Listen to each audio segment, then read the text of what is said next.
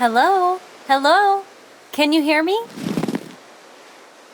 Would you like to see where exactly the garbage you didn't throw in the bin will end up?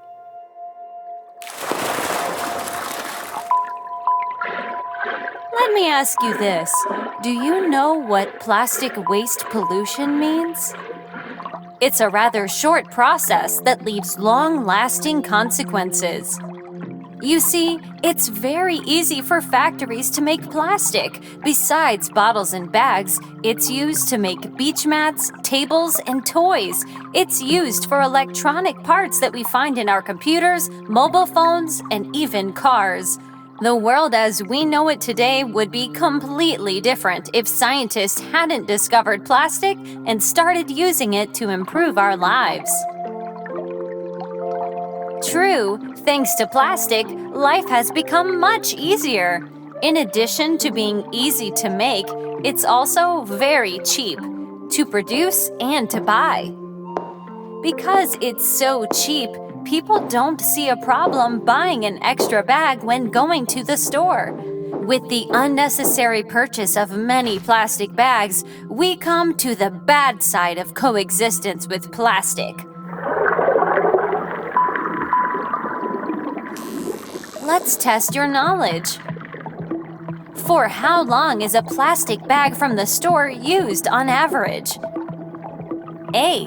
15 minutes. B. 2 hours. Or C. 30 days.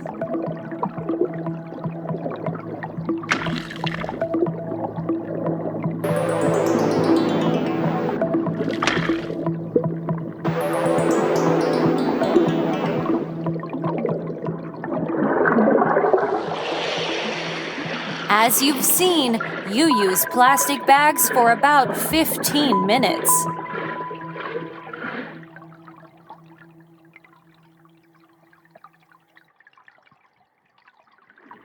And for the short time it is used, plastic takes a very long time to break down.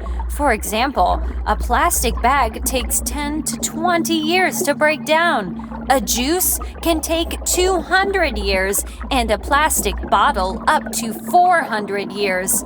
As for the glass bottle, we're still not sure how much it needs to break down. But what happens to a plastic bag or bottle when it finds its way into the sea or river? Under the influence of the sun, waves, and wind, plastic gradually breaks down into smaller plastic particles. These plastic particles are better known as macroplastics. But it doesn't end there. Macroplastics are getting smaller, smaller, and smaller. They break down into what we call microplastics. There are currently around 50 trillion microplastic particles in our sea. According to the calculations of smart mathematicians, there are more microplastic particles in the sea than there are stars in our sky, and 500 times more. Unfortunately, my marine friends often mistake microplastics for food. As a result, a lot of them die.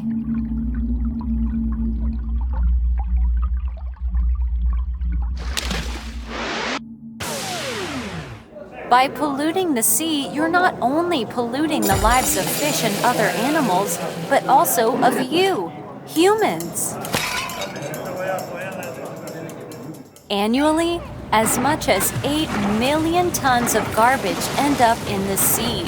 This is equal to about 15 tons of waste being dumped into our home every minute.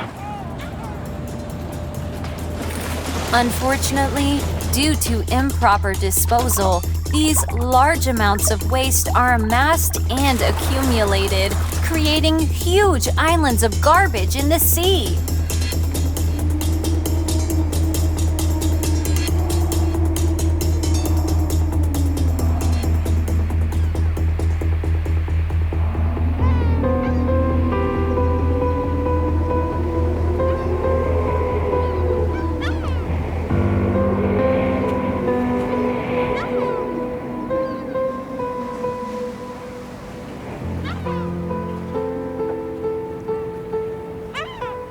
How did we get here? It's simple. Everyone thinks, well, it's just one bottle, it's just one bag, it's just one straw, it's just...